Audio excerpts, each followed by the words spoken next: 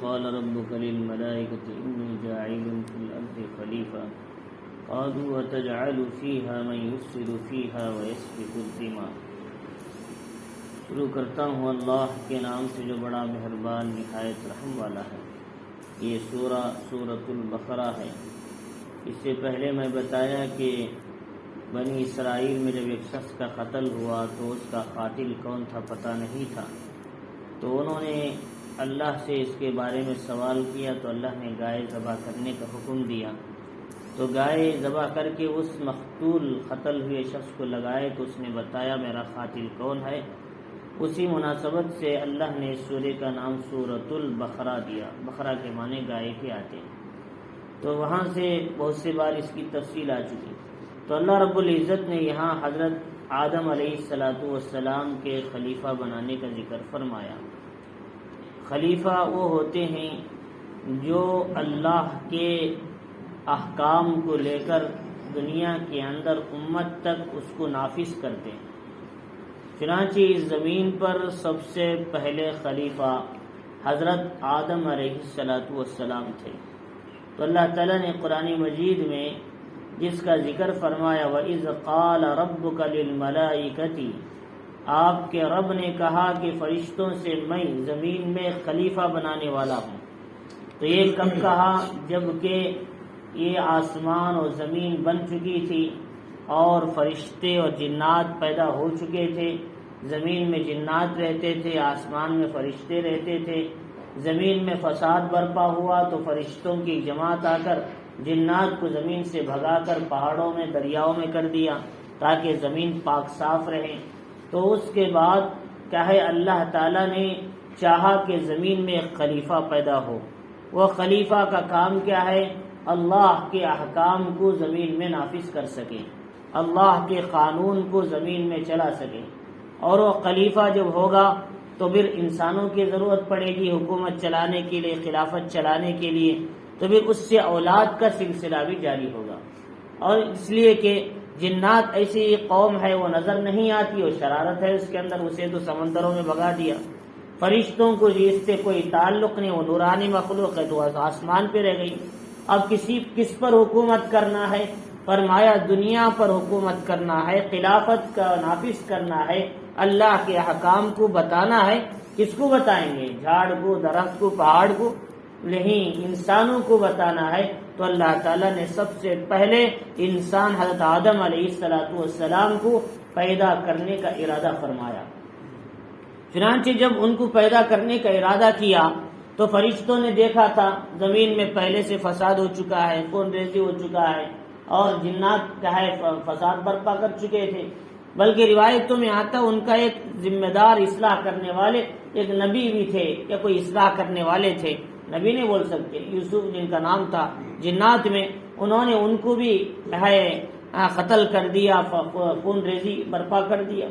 تو انہوں نے اس کو ذہن میں رکھا تھا ابھی تو زمین صاف ہوئی ہے جنات سے، ان کے فساد سے، پھر نئی قوم کو پیدا کریں گے تو پھر زمین میں فساد برپا ہوگا۔ حالانکہ تسبیح کرنے کے لیے، دعا کیا ہے توحید کے لیے، اور کیا ہے آپ کی تعریف کے لیے ہم کافی ہیں۔ کتنے ہزاروں لاکھوں فرشتے ہیں۔ وما یعلم جنود ربک الا هو، اللہ کی لشکر کو کوئی نہیں جانتا سوائے اللہ کے۔ زمین کا ایک لشکر ہے، آسمانوں کا لشکر ہے، ہواؤں کا ایک لشکر ہے، الگ الگ جن ہے اللہ نے فرشتوں کو طے کر چکا ہے، اس کی گنتی کو کوئی جانتا ہی نہیں۔ تو فرماتے انہوں نے کہا کہ قالوا اتجعل فیہا من یفسد فیہا ویسفک الدماء، کہ اے اللہ آپ کی ان میں ایسے لوگوں کو کیوں پیدا کریں گے، ایسے شخص کو جو کیا ہے یفسد فیہا، جو زمین میں فساد برپا کرے، ایسوں کو کیوں پیدا کریں جو زمین میں فساد برپا کریں اور خون ریزی کریں۔ اس پہ کچھ دماغ میں خون ریزی کرنا۔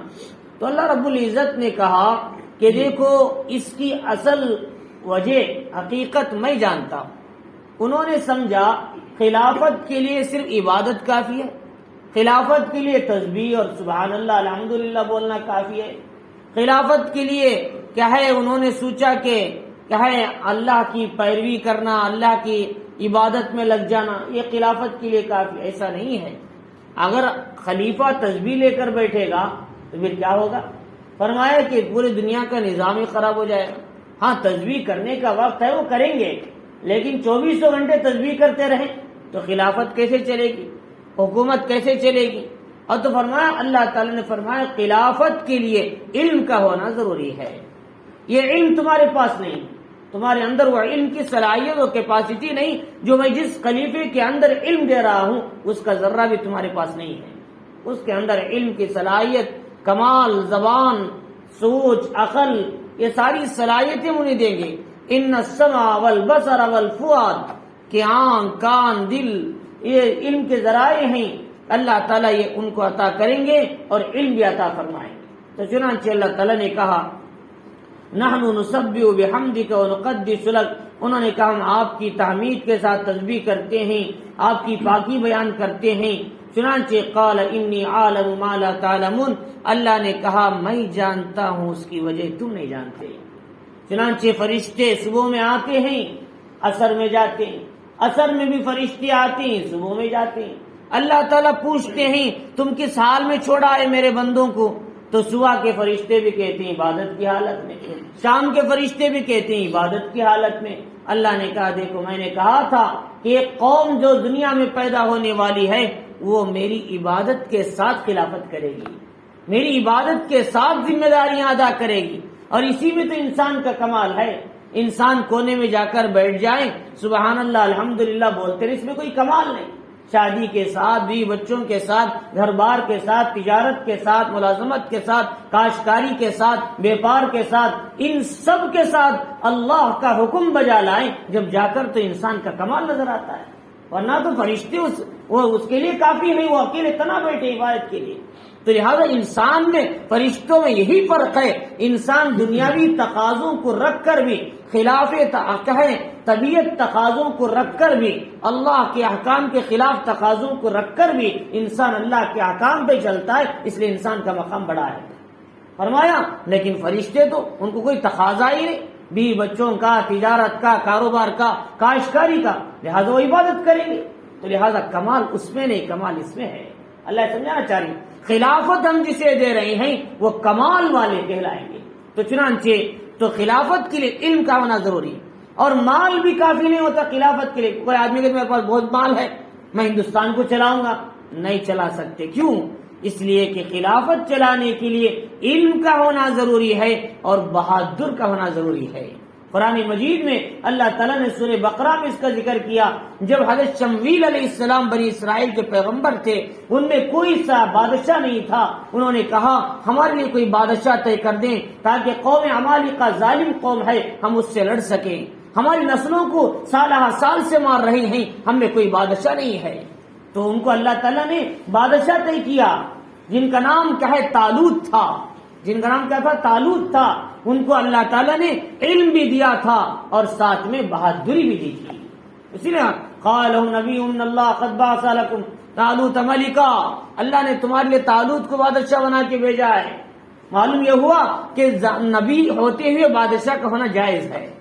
نبی ہوتے ہوئے بادشاہ ہو سکتا ہے، بادشاہ اپنا کام کرے گا، نبی اپنا کام کریں گے. تو لہٰذا نبی کے زمانے میں بادشاہ کا ہونا یہ نبی کی نبوت کے خلاف نہیں ہے.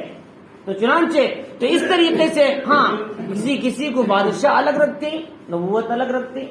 لیکن کبھی ایسا ہوتا ہے بادشاہ نبوت ایک میں دے دیتے ہیں. سلیمان علیہ السلام بادشاہ بھی تھے، نبی بھی تھے. داؤد علیہ السلام بادشاہ بھی تھے، نبی بھی تھے. یوسف علیہ السلام بادشاہ بھی تھے، وزیر اعظم بھی تھے.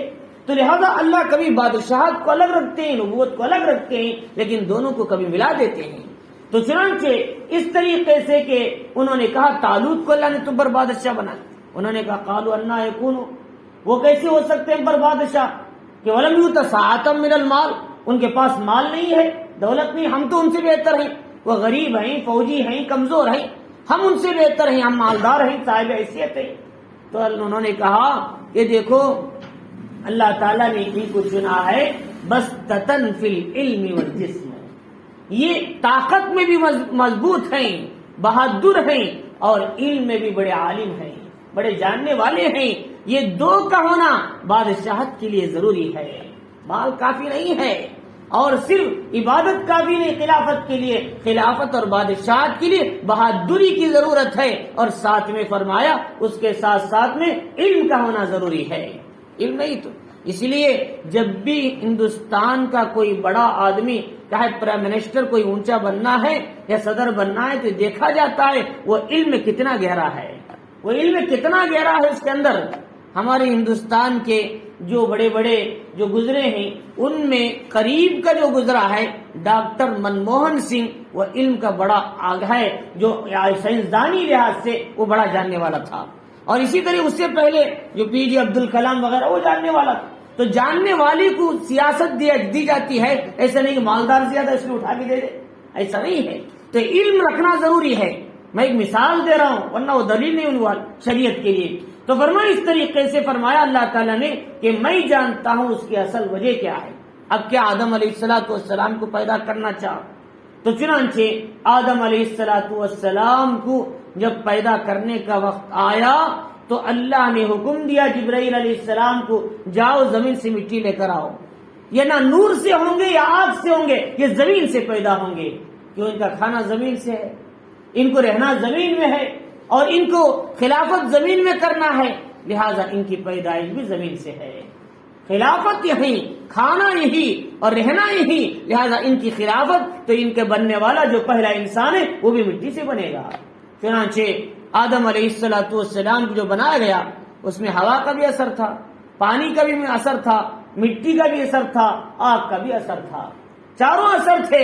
اس کو عناصر اربعہ کہتے ہیں۔ یہ چار چیزیں ہر آدمی کے اندر موجود ہیں، اسی لیے انسان غصہ بھی ہوتا ہے، اس لیے انسان کبھی ٹھنڈا بھی ہو جاتا ہے، انسان کبھی کسی کوئی خیال آ گیا تو اسی بہاؤ میں آ کر چلے جاتا ہے، وہی کام میں لگ جاتا ہے۔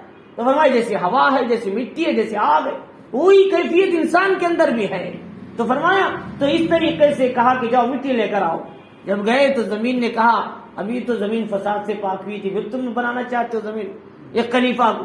تو انہوں نے کہا کہ میں دینے نہیں چاہتی زمین سے کوئی حصہ۔ تو اللہ نے اسرائیل علیہ السلام کو بھیجا، جاؤ لے کر آؤ۔ اسرائیل علیہ السلام آئے تو ان سے بھی وہی کہا میں مٹی دینے کے لیے تیار نہیں۔ تو انہوں نے کہا میں بھی اللہ کا حکم کو انکار کرنے کے لیے تیار نہیں ہوں، میں بھی اللہ کے حکم کی خلاف ورزی کرنے کے لیے تیار نہیں۔ انہوں نے زمین کی مختلف حصے زبردستی سے اٹھا کر لے جانا پڑا۔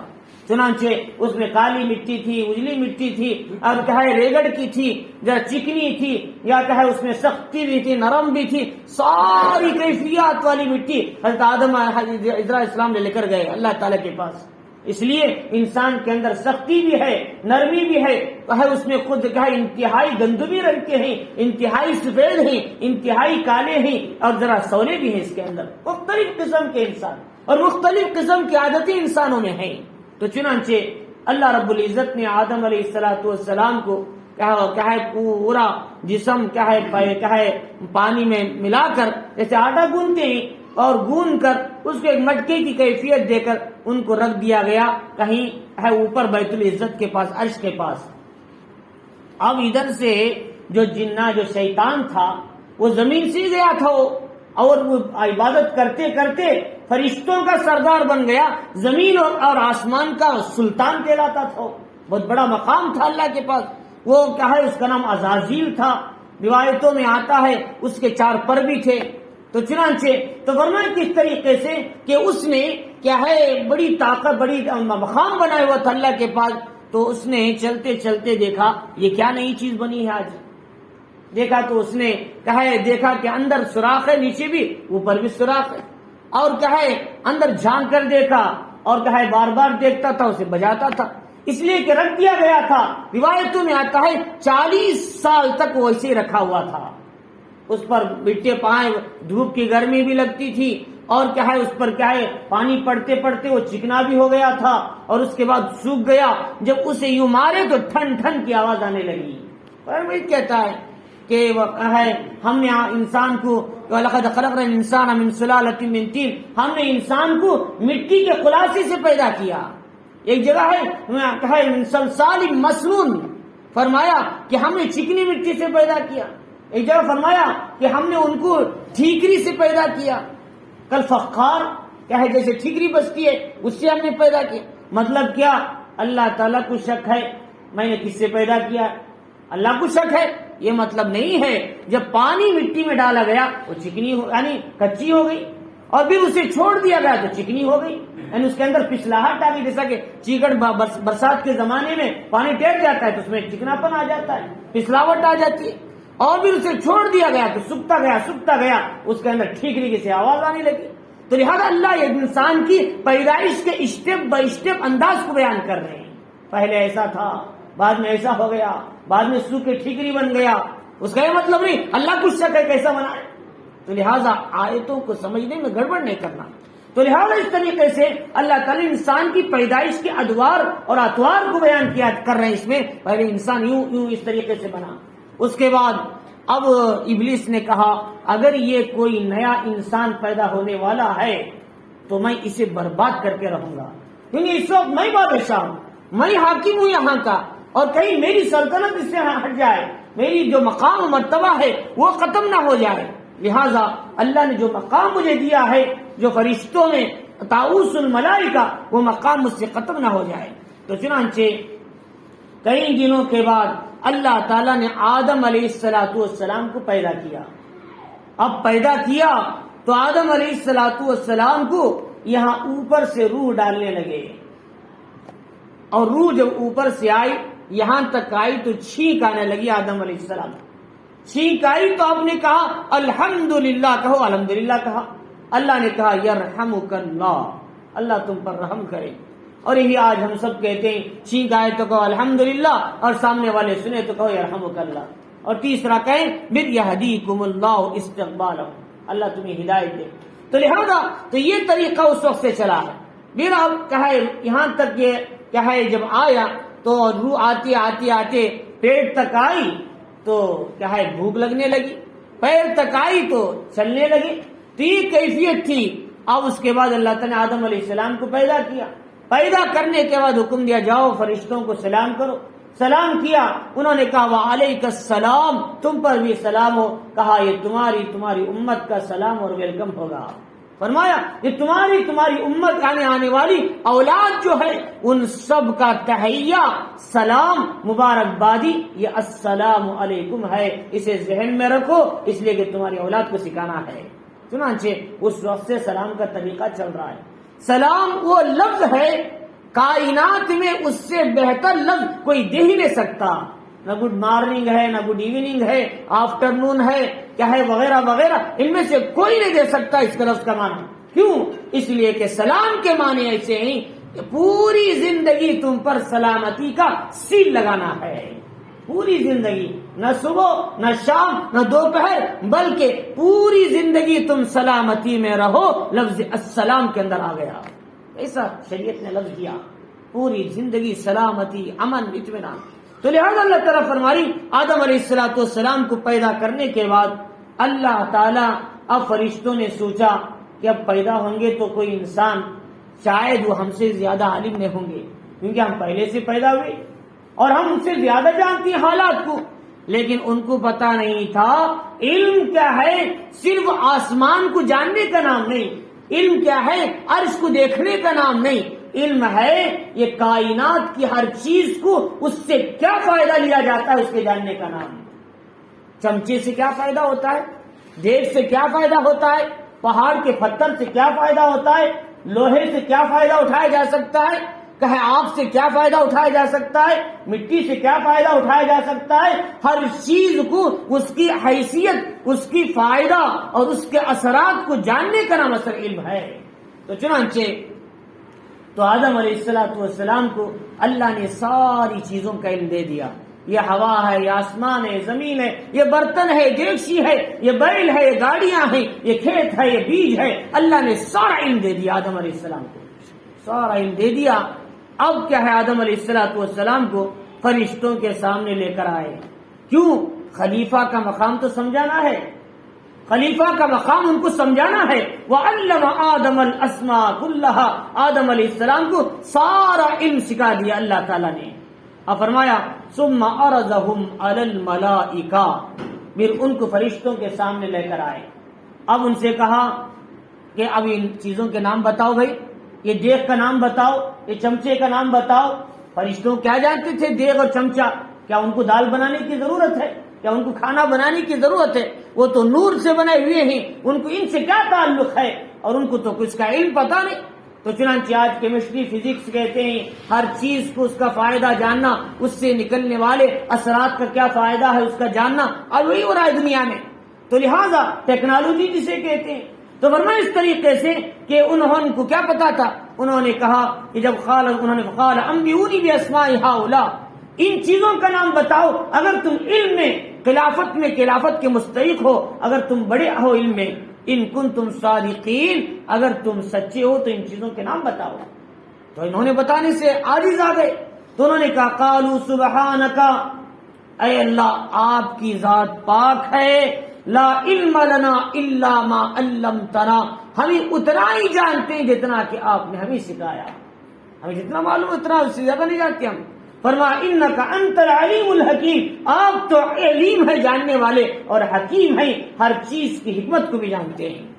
اب فرشتے عاجز آ گئے چیزوں کا نام بتانے سے، ان کو کیا ہے معلوم ہو گیا کہ اب خلیفہ جو بنایا جا رہا ہے انسان، اور یہ تو بڑا مقام والا ہے، یہ بڑا عظمت والا ہے، اسی لیے انسان کو علم کی بنیاد پر فضیلت دی گئی، انسان کو علم کی بنیاد پر فضیلت دی گئی۔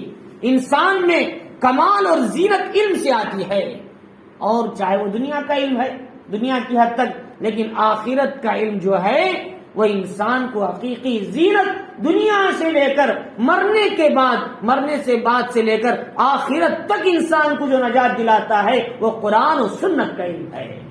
انسان دنیا کے علم جو ہیں وہ فنون ہیں، دنیا کے جو علم ہے وہ فنون ہیں، لہذا علم جو حقیقت میں علم کا لفظ ہے اس کا نام علم آخرت ہے، قرآن حدیث کے علم بولتے ہیں۔ چنانچہ آدم علیہ السلام نے وہ ساری چیزیں بتا دی۔ اب ان سے کہا کہ قال یا آدم انبئهم باسمائهم، آدم علیہ السلام تم بتاؤ نام۔ آدم علیہ السلام نے نام بتائے، ساری چیزوں کے نام بتا دیے تفصیل کے ساتھ۔ فلما انباهم باسمائهم، جب ان کے نام انہوں نے بتا دیا تو اللہ نے کہا الم اقل لکم انی عالم غیب السماوات والارض، کیا میں نے نہیں کہا تھا میں آسمان اور زمین کی غیب کی باتوں کو جانتا ہوں، میں جسے پیدا کرنے والا ہوں اس کے علم میں اور اس کے مقام میں کو تم نہیں سمجھ سکتے، اور اس کا علم کیا ہوگا، اس کا مقام کیا ہوگا، وہ اس لیے وہ خلافت کے کیسے مستحق بنے گا، لہذا اس کو میں آپ کے سامنے رکھ دیا، لہذا یہ میں جانتا تھا تم نہیں جانتے، لہذا تم نے سمجھا کہ کیوں پیدا کرنے خامخواہ فساد ریزی خون ریزی کریں گے۔ تو اللہ تعالیٰ اسی حدیث شریف میں آتا ہے اللہ کئی مرتبہ اس امت کو دیکھ کر اپنے فرشتوں کے سامنے فخر کریں گے، رمضان میں فخر کریں گے، دیکھو میرے بندے میرے دربار میں کس طرح عبادت میں کھڑے ہیں، تراویح میں کھڑے ہیں، روزہ رکھ رہے میرے واسطے، اور دیگر عبادتوں میں اللہ تعالیٰ کہیں گے کہ دیکھو میرے بندے میری یاد میں کس طرح بیٹھے ہوئے ہیں، ذکر میں میری یاد میں۔ اللہ ہر بار اپنے بندوں کو دیکھ کر فرشتوں کے سامنے فخر کرتے ہیں، اور اس لیے کہ فرشتوں نے سمجھا یہ دنیا میں جا کر فساد کریں، اللہ نے سمجھا یہ فساد کرنے والے نہیں، یہ میری اطاعت کرنے والے ہیں، میری ماننے والے ہیں، میرے حکم پہ چلنے والے ہیں، اور اس لیے میں نے ان کو اس زمین کے اندر بسایا ہے۔ اللہ تعالیٰ نے فرمایا، تو اللہ تعالیٰ نے فرمایا عالم ما تبدون وما کنتم تکتمون، اور میں وہ باتیں جانتا ہوں جسے تم کیا ہے چھپاتے ہو اور جو تم ظاہر کرتے ہو، وہ ساری باتوں کو میں جانتا ہوں، تم نہیں جانتے، پوشیدہ باتوں کو بھی ظاہری باتوں کو بھی، ان سب باتوں کا علم مجھے ہے، تم کو اس کا علم نہیں ہے۔ چنانچہ آدم علیہ السلام تو پیدا کیے گئے، 60 ہاتھ لمبے تھے آدم علیہ السلام جو پیدا ہوئے، ہمارے ہاتھ سے 60 ہاتھ لمبے تھے آدم علیہ السلام، بہت اونچے تھے۔ تو آدم علیہ السلام کیا ہے خوبصورت تھے، اور اللہ تعالیٰ نے آدم علیہ السلام کو خوبصورتی کا بہت بہترین حصہ عطا فرمایا تھا۔ کیوں؟ اس لیے کہ انسانوں میں سب سے پہلے انسان ہیں۔ اللہ تعالیٰ نے فرمایا لقد خلقنا الانسان فی احسن تقویم، ہم نے انسان کو بہترین سانچے میں ڈھال کر پیدا کیا۔ ناک کہاں بنانا، آنکھ کہاں بنانا، پیشانی کہاں بنانا، کان کہاں رکھنا، ہون کہاں رکھنا، داڑھی کہاں دینا، اللہ نے سائز بسائز بنایا. اگر ناک اٹھا کر یہاں رکھتے تو کیا حال ہوتا، کتنا برا دکھتا. آنکھ اٹھا کے سر پہ رکھتے تو کہاں دیکھتے. اللہ نے ہر چیز کو ترتیب سے بنایا. اللہ تعالیٰ نے قرآن میں فرمایا ہم نے ہر چیز کو اندازے سے پیدا کیا. تو اللہ رب العزت فرماری کہ اس کے اندر کے آدم علیہ السلام پیدا کیے گئے. اب ان کا مقام بھی سمجھایا، علمی اعتبار سے کیا مقام ان کا. اب فرشتوں کو دوسری بات سمجھائی. اب جب تم ان کے خلافت کو جان چکے ہو، ان کے مقام کو جان چکے، ان کا علم جان چکے ہو، اب تم ان کے سامنے سجدہ تحیہ ادا کرو. سجدہ تحیہ کیا ہے کہ ان کی کیا ہے بولتے جسے کہتے ہیں کیا ہے تکریم بجا لاؤ.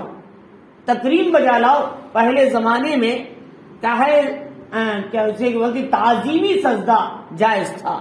جیسا کہ یوسف علیہ السلام کے بھائیوں نے کیا تھا تعظیمی سجدہ. 11 بھائی حضرت یوسف علیہ السلام کے ماں باپ نے سجدے میں گرے تھے تعظیماً، تو ان کی شریعتوں میں جائز تھا. لیکن ہماری شریعت میں سجدہ تعظیمی جائز نہیں ہے.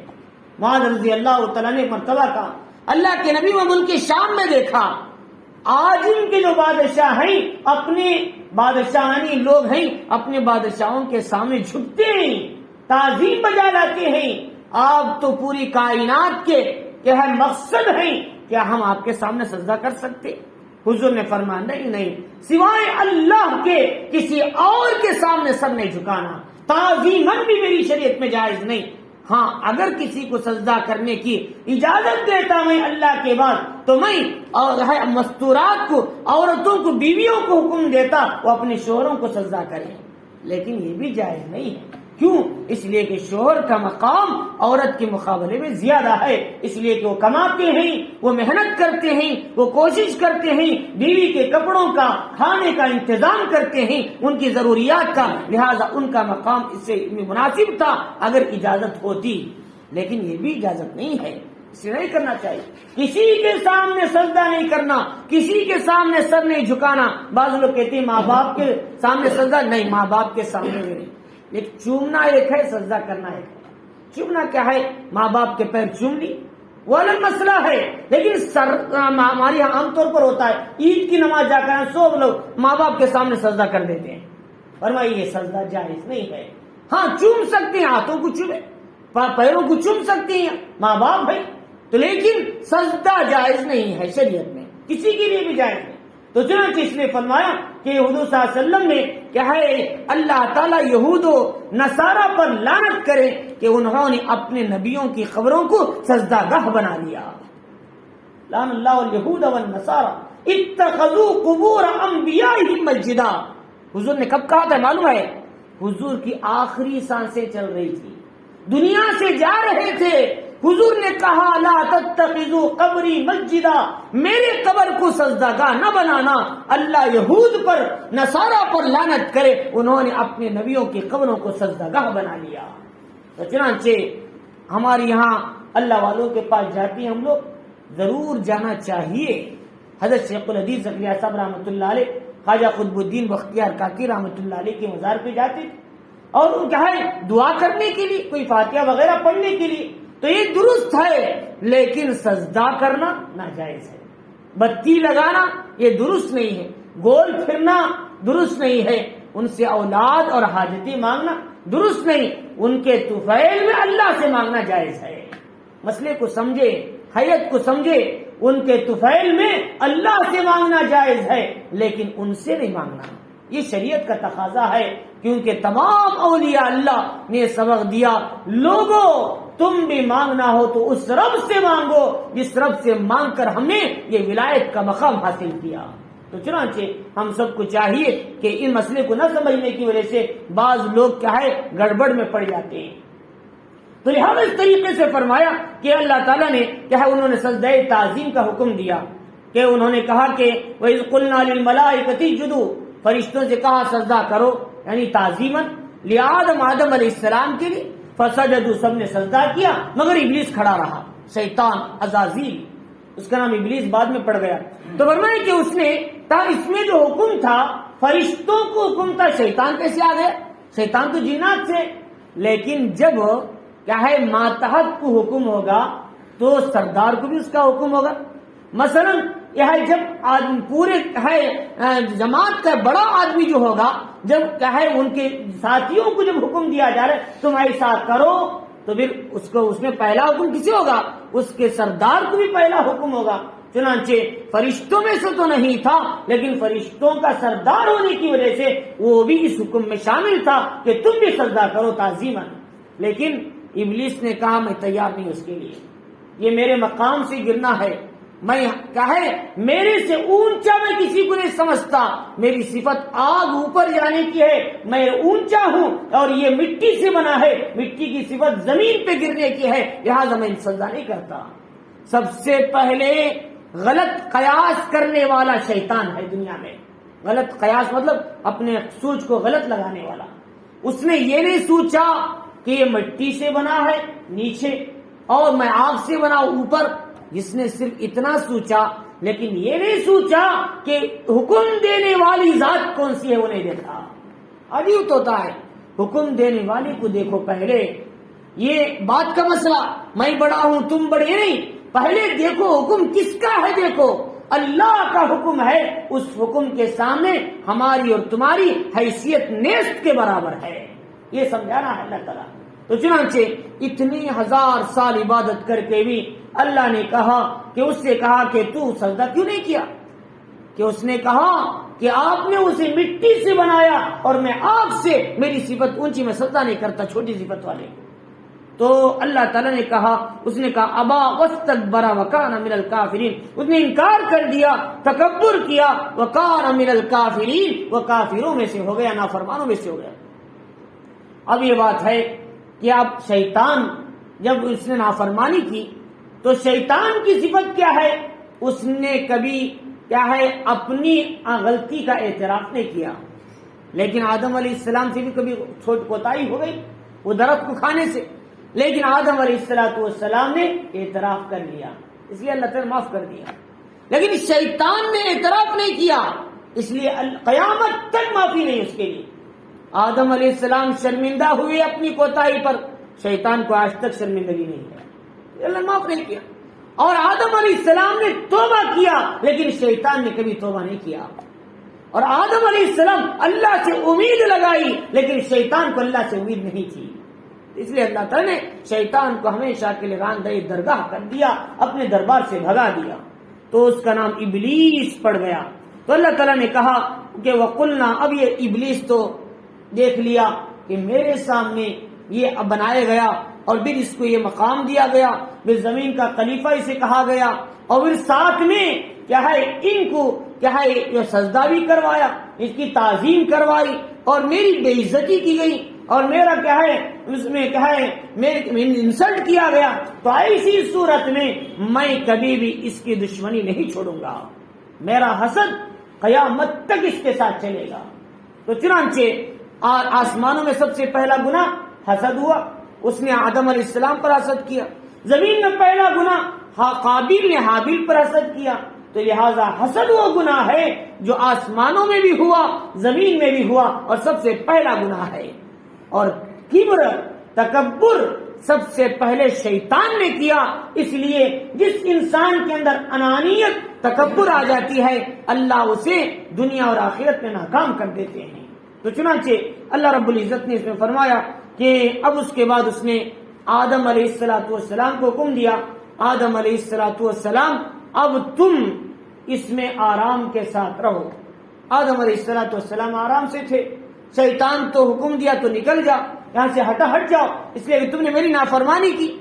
تو اب شیطان کو جب حکم دے دیا گیا اس کا اور آدم علیہ السلام کو جنت میں ٹھہرانے کا حکم دیا، آدم علیہ السلام ابھی جنت میں نہیں گئے تھے، ابھی آپ کی تعظیم کی گئی تھی.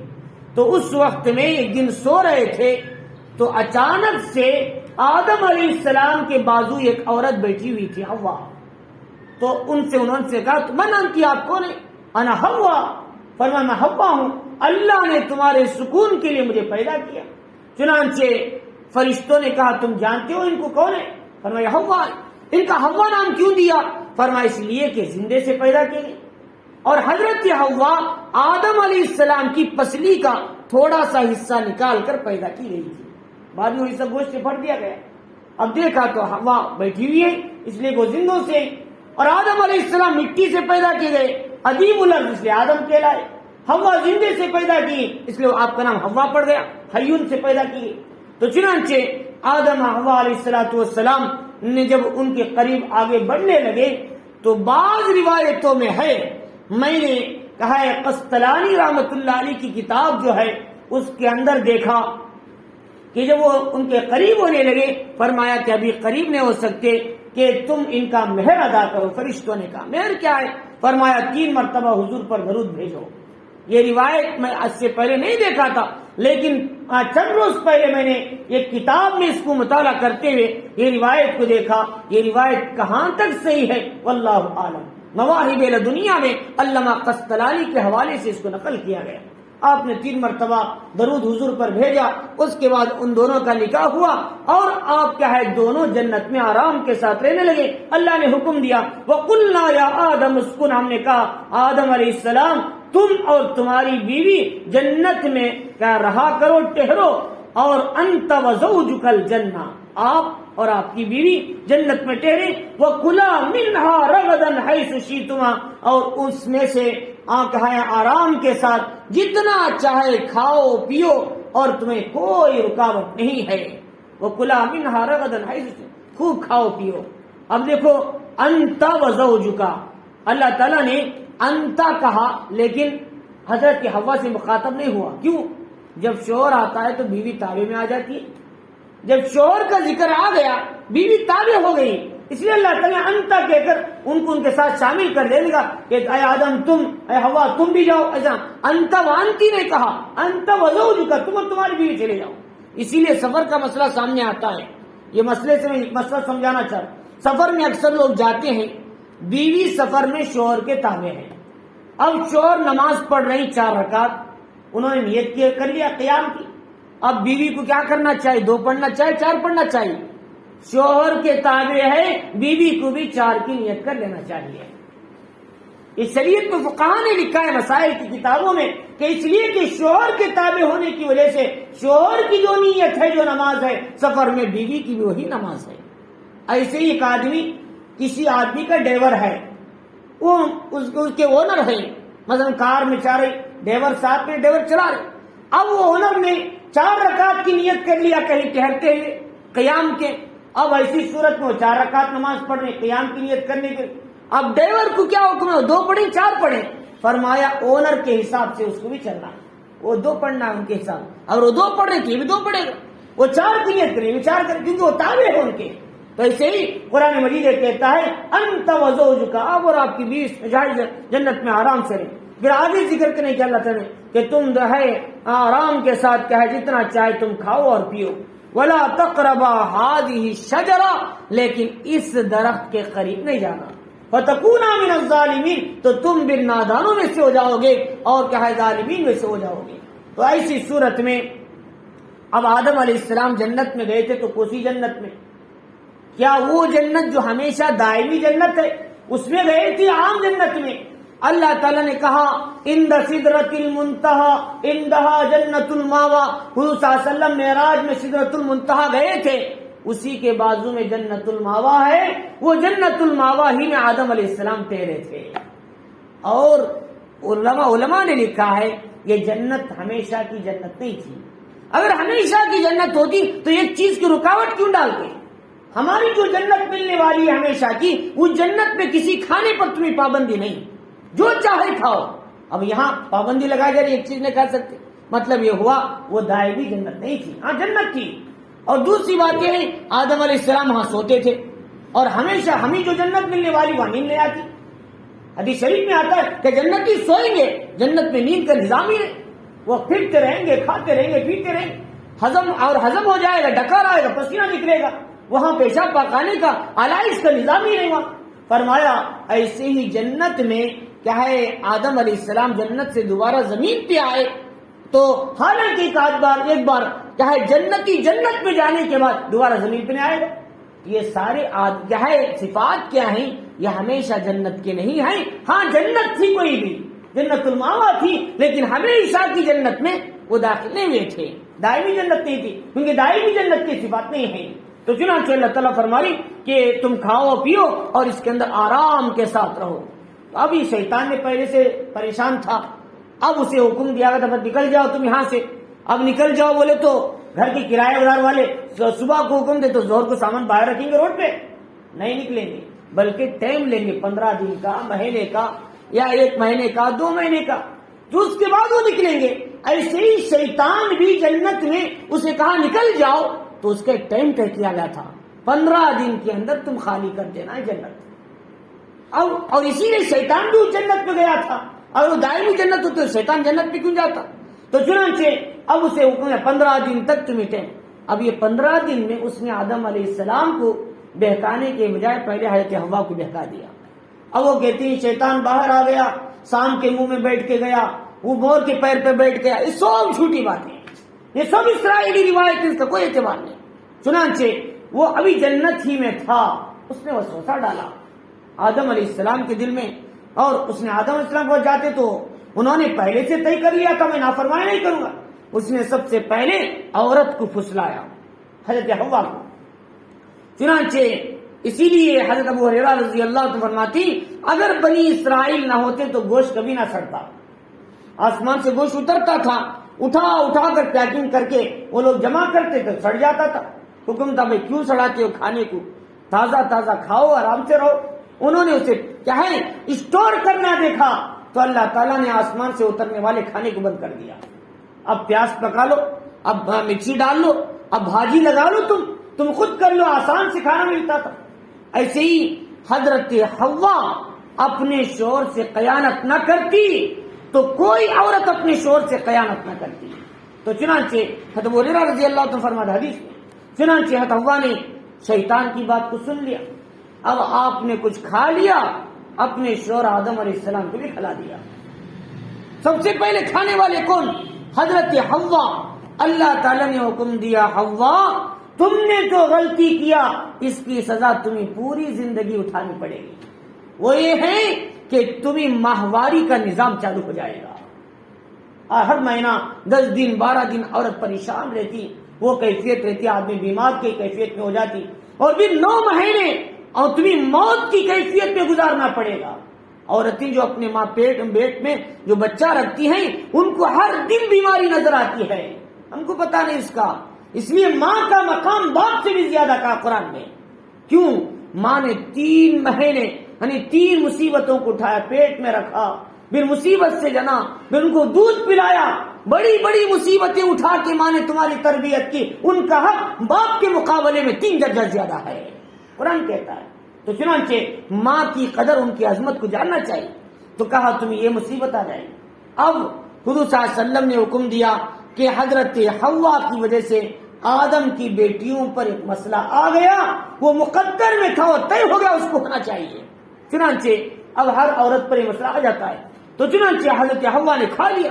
حضرت آدم علیہ السلام نے اسے استعمال کر لیا. کھانے کے بعد اب آدم علیہ السلام کیوں کھائے تھے؟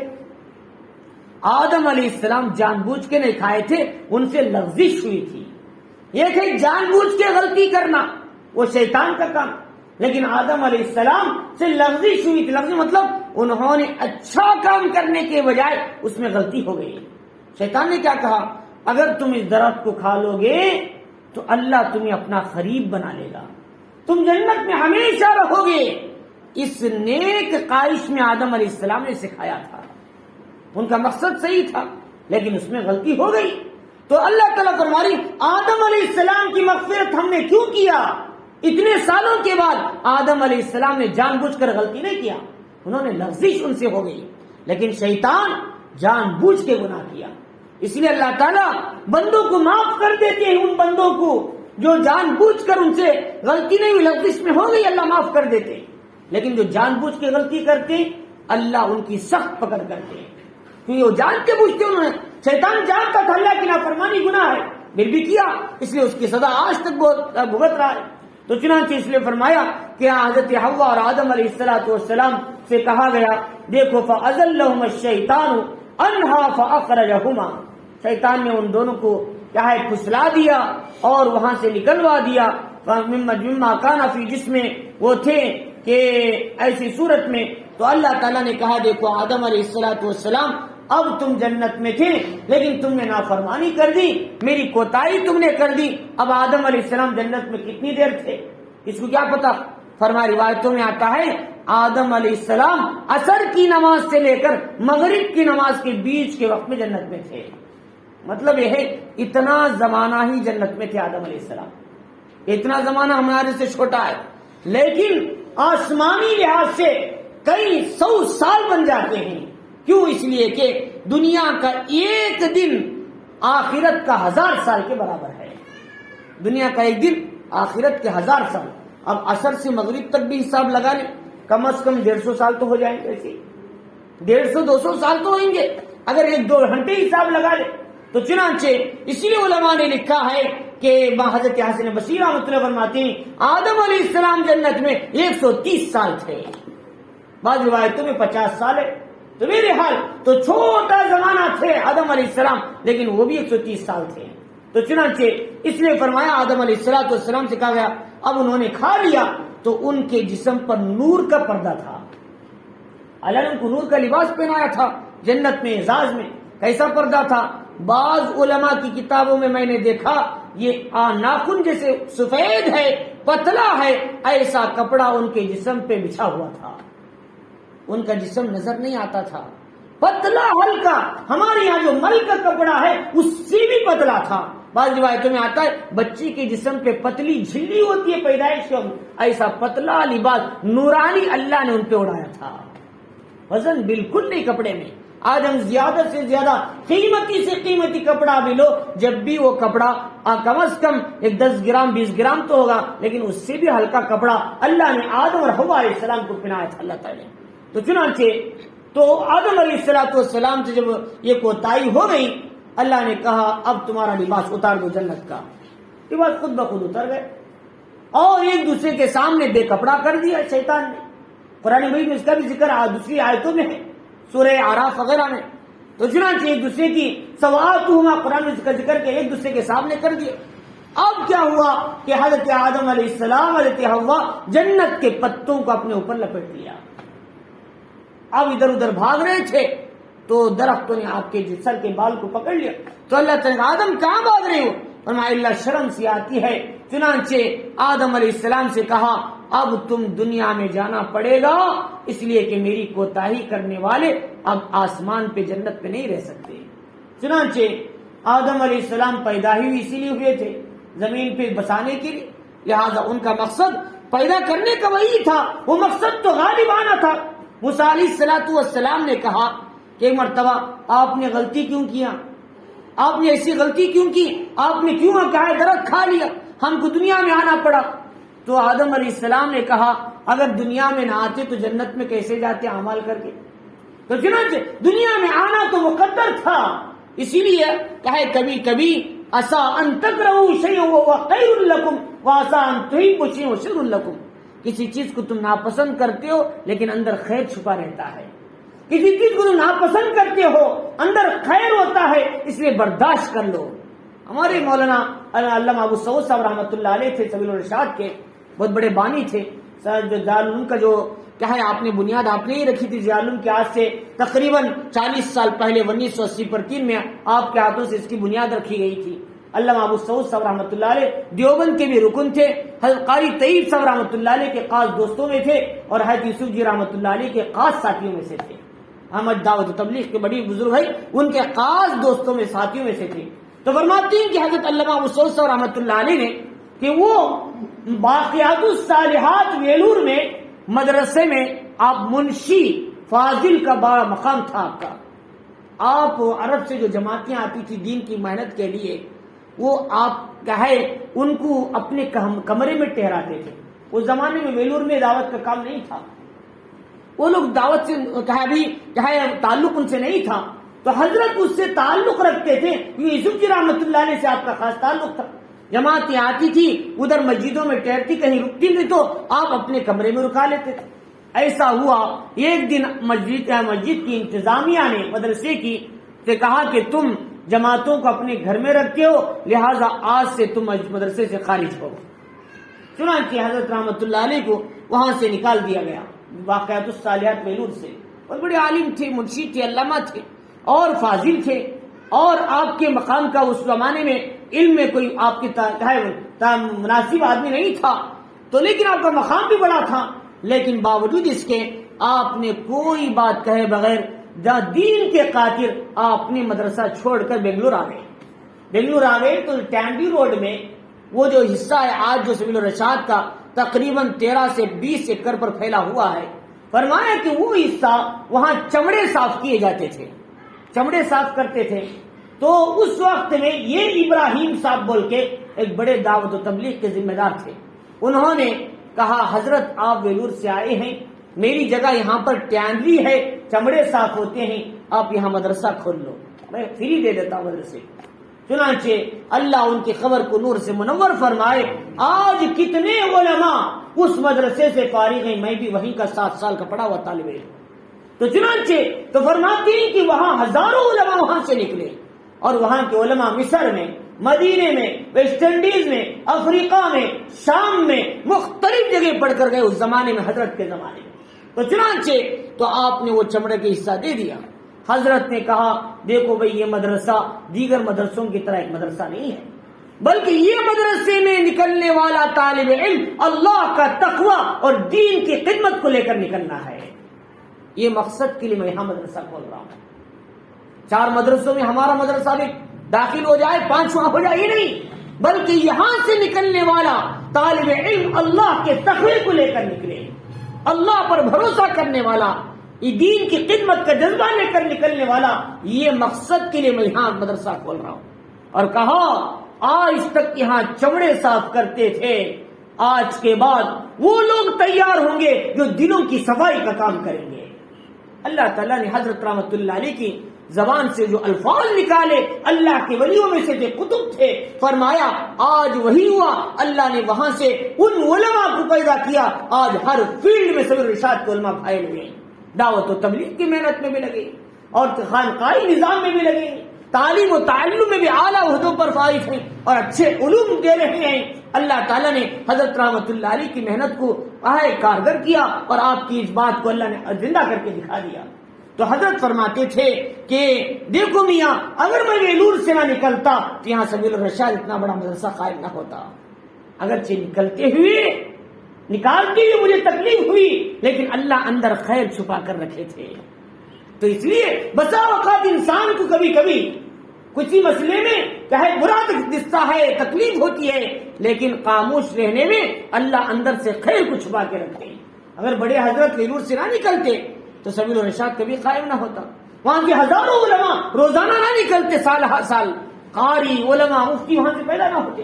تو چنانچہ کبھی کبھی آدم علیہ السلام بھی ایسے جنت سے نہ آتے تو ہم بھی اس دنیا میں نہ ہوتے، اور ہم بھی یہاں نظر نہ آتے، ہماری مسجدیں نہ ہوتی، یہ نمازیں نہ ہوتی، اور پھر اللہ جنت کو کس سے بھرتے اور جہنم میں نافرمانوں کو کس سے بھرتے؟ یہ سارا نظام آدم علیہ السلام کو دنیا میں آنا تھا، پھر انسانوں کو عمل کرنا تھا، اس سے بھی جنت میں جانے والے جنت میں جانا تھا، نافرمان بھی جہنم میں جانا تھا، اس میں بھی اللہ نے خیر رکھا تھا۔ تو چنانچہ اللہ تعالیٰ فرمایا جاؤ اب دنیا کے اندر چلے جاؤ۔ اب آدم علیہ السلام سے کہا دیکھو دنیا میں جا رہے ہو، تم آپس میں ایک دوسرے کے دشمن ہو، شیطان تمہارا دشمن ہے۔ اب کہے شیطان تمہارے ساتھ دشمنی کرے گا اور دشمنی ڈالے گا، چنانچہ اس نے کہا حالف بعزتک لأغوین اجمعین۔ اب شیطان نے کہا اللہ میں تیرا نافرمان بن گیا، میری ایک شرط ہے۔ کیا شرط ہے؟ فرمایا کہ مجھے قیامت تک موت نہیں دینا۔ اس نے کہا چلو تو نے کیا ہے، جب کوئی چیز مانگ رہا ہے لے لے، قیامت تک تجھے موت نہیں ہے۔ اب شیطان بھی جب اللہ سے مانگتا ہے تو اللہ تعالیٰ شیطان کو بھی دے دی اس کی کہے امید، اس کی امید کو کہے اللہ تعالیٰ نے کہے واپس نہیں کیا، اسی بھی دے دیا۔ تو چنانچہ شیطان آیا، اس نے جب یہ جملہ کہا کہ جا تجھے اجازت ہے، قیامت تک تجھے موت نہیں، تو مہلت والوں میں سے ہے، اس نے کہا اب میری بات بھی سن لے اے اللہ، قال فبعزتک لأغوینہم اجمعین، میری بات سنو، تیری عزت کی قسم میں ان سب کو گمراہ کر کے رہوں گا۔ تو اللہ اب کیا ہے، اس نے قسم کھا کے آیا تھا اللہ کی عزت کی۔ اب اس نے کہا میں دائیں سے بھی آؤں گا، بائیں سے بھی آؤں گا، سامنے سے بھی آؤں گا، پیچھے سے بھی آؤں گا، ہر طرف سے بنی آدم کو گمراہ کروں گا۔ قرآن سورۃ الاعراف میں اٹھا کر دے گے پہلے سب۔ تو اللہ رب العزت نے فرمایا کہ اللہ نے کہا جا، لیکن میرے نیک بندوں پر تیرا کار نہیں چلتا، تو جتنا چاہے محنت کر لے، کوشش کر لے، لیکن میرے نیک بندے تیری جال میں کبھی نہیں پھنستے۔ کتنے لوگ ایسے ہیں جن کو پھنسانا چاہ، شیخ عبد القادر جیلانی رحمۃ اللہ علیہ کو پھنسانا چاہ، اللہ تعالیٰ تمہاری عبادت کو قبول کر لیا، اب تمہاری نماز معاف، تمہاری عبادتیں معاف، اس لیے کہ تم بڑے عالم ہو اور تم نے اتنی عبادت کی، اللہ راضی ہو گئے۔ حضرت عبد القادر جیلانی رحمۃ اللہ کیا کہا، جب محمد الرسول اللہ صلی اللہ علیہ وسلم کو نماز معاف نہیں ہے، میں کون سا ایسا آدمی ہوں مجھے نماز معاف ہو جائے؟ تو آپ نے اللہ تعالیٰ کے اس علم کی برکت سے، فضل سے شیطان کی جال سے بچ گئے۔ اللہ تعالیٰ نے کہا کہ تیرا کار صرف نافرمانوں پہ چل سکتا ہے، لیکن میرے نیک بندوں پر تیری کار نہیں چلتی، تیرا مقام نہیں چلتا۔ چنانچہ اللہ اپنے نیک بندوں کو بچا لیتے ہیں۔ حدیث شریف میں آتا ہے محمد الرسول اللہ صلی اللہ علیہ وسلم نے فرمایا جو آدمی نمازوں کی پابندی کرتے ہیں، مسواک کی پابندی کرتے ہیں، اور مرنے کے وقت میں شیطان آتا ہے، اللہ فرشتوں کو بھیجتے ہیں جاؤ شیطان کو بھگاؤ، اس بندے کو جو میرے پاس آ رہا ہے اسے کلمہ یاد دلاؤ۔ چنانچہ وہ کلمہ یاد دلاتے ہیں، پھر کلمہ پڑھ کے بندہ اللہ کے دربار میں جاتا ہے۔ یہ اس بندے کے لیے ہے جو نماز کی پابندی کرے، جو مسواک کی پابندی کرے۔ اسی لیے علامہ ابن عابدین شامی رحمۃ اللہ علیہ نے لکھا کہ جو آدمی مسواک کی پابندی کرتا ہے اس کے بہت سے فائدے ہیں، سب سے بڑا فائدہ یہ ہے اللہ مرتے وقت اسے کلمہ نصیب فرماتے ہیں۔ لیکن جو نشاور چیزوں کو استعمال کرتے، گٹکا کیا کیا ہے نشاور چیزیں، فرمایا کہ اس کا سب سے بڑا نقصان یہ ہے مرتے وقت اسے کلمہ نصیب نہیں ہوتا۔ فرمایا اس لیے نشاور چیزوں سے اپنے آپ کو بچاؤ، گٹکی کی چیزیں، نشے کی چیزیں، اس سے اپنے آپ کو بچانا ہے، جتنا ہو سکے دور رکھنا چاہیے اپنے آپ کو۔ اس سے ہمارے عمل پر اثر پڑتا ہے، ہمارے اعمال پر اس کے اثرات مرتب ہوتے۔ تو آدم علیہ السلام جب اترے، ابلیس بھی نیچے اتر گیا زمین پہ، حضرت حوا بھی آ گئی۔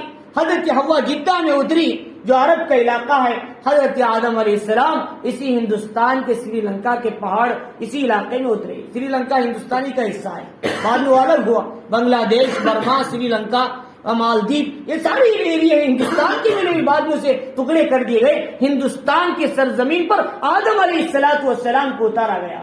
چنانچہ مستدرک کے اندر، مستدرک حاکم مشہور کتاب ہے حدیث شریف کی، فرماتی امام حاکم کی، فرماتی ابن عباس رضی اللہ تعالیٰ عنہ ان اول ما احبت اللہ آدم الى ارض الہند، اللہ نے سب سے پہلے آدم علیہ السلام کو زمین پہ اتارا، وہ ہندوستان کی زمین پہ اتارا۔ اس لیے مولانا ارشد مدنی صاحب رحمۃ اللہ علیہ نے دعوت برکاتم نے کل 2 دن پہلے جمعیت میں کیا کہا تھا، ہماری ہندوستان کا جو مذہب ہے، جو دین ہے، وہ پرانا ہے، وہ سب سے پہلے آدم علیہ السلام جو جس زمین پہ اترے انہی کا دین ہے۔ فرمایا اسلام باہر سے آیا نہیں بلکہ اسی ہندوستان کا مذہب ہے، پکا اور پرانا مذہب ہے۔ چنانچہ یہ سمجھنا کہ اسلام عرب سے آیا، ہاں اتنی بات ہے کہ عرب سے جو لوگ آئے انہوں نے یہاں کے جو مسلمان جو غلط رستوں پر جا رہے تھے ان کو ان کے ڈائریکشن دکھایا، بھئی تمہارے جو زمین پہ آنے والے آدم علیہ السلام وہ موحد تھے، ایک اللہ کی عبادت کرنے والے تھے، تم کیوں غلط پٹری پہ جا رہے ہو، لہذا تم شرک و بت پرستی کو چھوڑ کر ہدایت کی طرف آ جاؤ، جو جس کو اول نبی آدم علیہ السلام نے تمہیں سبق دیا تھا اسی سبق پہ آ جاؤ۔ یہ سمجھانے کے لیے عرب سے کچھ لوگ آئے، لیکن اس کا یہ مطلب نہیں عرب میں رہنے ہندوستان میں رہنے والے سارے کے سارے کافر تھے بعد میں مسلمان ہو گئے، ایسا نہیں ہے، بلکہ ہمارا اولین مذہب اسلامی ہے۔ ہمارا اول مذہب کیا ہے؟ اسلام. کیونکہ ہمارے ابا آدم علیہ السلام مسلمان تھے، وہ کس کی عبادت کرتے تھے؟ وہ اللہ کی عبادت کرتے تھے، لہذا ان کی اولاد کو بھی انہوں نے اسی کی وصیت کر کے گئے تھے. تو چنانچہ اس لیے فرمایا جو ہمارا شیخ مدنی صاحب رحمۃ دامت برکاتہم نے جو بات کہی یہ بات 100% صحیح ہے، اگرچہ کہ بعض لوگوں کو اس سے مرچی لگ جاتی ہے، کیونکہ ان کی حقیقت کھل کر آ گئی سامنے، ان کی بات ان کو آ گئی. جس آدمی کی حقیقت سامنے کھل جاتی ہے وہ اپنی بات کو ہضم نہیں کرتے، اس لیے بول دیتے ہیں سب کے سامنے. تو چنانچہ تو آدم علیہ السلام اس ہندوستان میں آئے، اور آنے کے بعد آپ نے پھر یہاں سے کئی حج کیے، کعبۃ اللہ کی تعمیر کیا فرشتوں کے بعد. اس کے بعد آدم علیہ السلام نے اس زمین میں جنت سے کچھ پتے لے کر آئے تھے، زمین پہ لگائے تو وہیں سے خوشبو پیدا ہو گئی. آج جو خوشبو کے جتنے بھی درخت ہیں آدم علیہ السلام جنت سے لائے. ایسے پھل لے کر آئے تھے جنت کے کچھ توشے کے طور پر، وہ پھل یہاں لگایا تو چنانچہ یہاں پر بھی پھل آ گئے. جنت کے پھل کی ایک مثال ہے دنیا کے پھل، لیکن جنت کے پھل سڑتے نہیں، دنیا کے پھل سڑ جاتے ہیں، یہی فرق ہے دونوں میں. تو چنانچہ آدم علیہ السلام نے اس زمین پہ آ کے بہت سے کام کیے. آپ نے کیا ہے ہل جودا، کیا ہے کھیت کا کام کیا، گھر بنانے کی ترتیب سمجھائی، اس لیے کہ ایک باپ ہی اپنے اولاد کی تربیت کر سکتا ہے. آدم علیہ السلام پہلے انسان تھے، چنانچہ ان کی ذمہ داری تھی اپنی اولاد کو تربیت دینا، گھر بنانے کا، کاشتکاری کرنے کا، ہل چلانے کا. سارا راستہ آدم علیہ السلام نے سب سے پہلے انسانیت کو اپنی اولاد کو سکھایا. اور اس وقت میں آدم علیہ السلام سے پہلے کوئی انسان نہیں تھا، لہذا آدم علیہ السلام پہلے انسان ہیں، وہ اللہ کی عبادت کرتے تھے.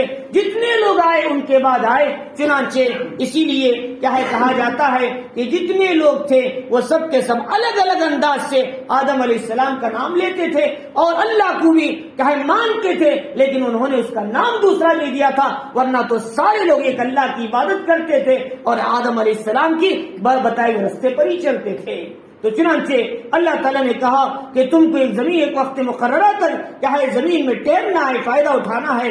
آدم علیہ السلام نے کئی سال تک اللہ کے سامنے جو کوتاہی ہو گئی روتے رہے. بعض روایتوں میں آتا 300 سال، بعد میں آتا 70 سال. بہرحال روتے روتے روتے اللہ نے کہا آدم علیہ السلام میں تمہارے دل میں کچھ کلمات ڈالتا ہوں، ان کلمات کے ذریعے مجھ سے معافی مانگو، اللہ کہا میں تمہیں معاف کروں گا. اللہ تعالیٰ نے کہا فتلقى آدم من ربه، آدم علیہ السلام کے دل میں ان کے رب کی طرف سے کچھ کلمات ڈالے گئے، انہوں نے اس سے توبہ کیا، اللہ تعالیٰ نے ان کی توبہ قبول کر لیا.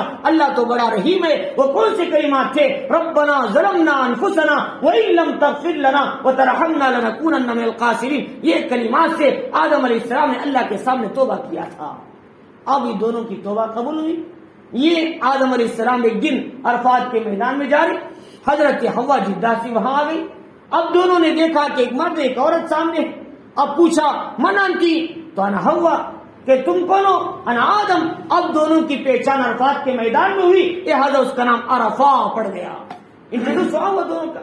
زمانہ ہو گیا تھا بچھڑ کے، آسمان سے اتر گئے تھے.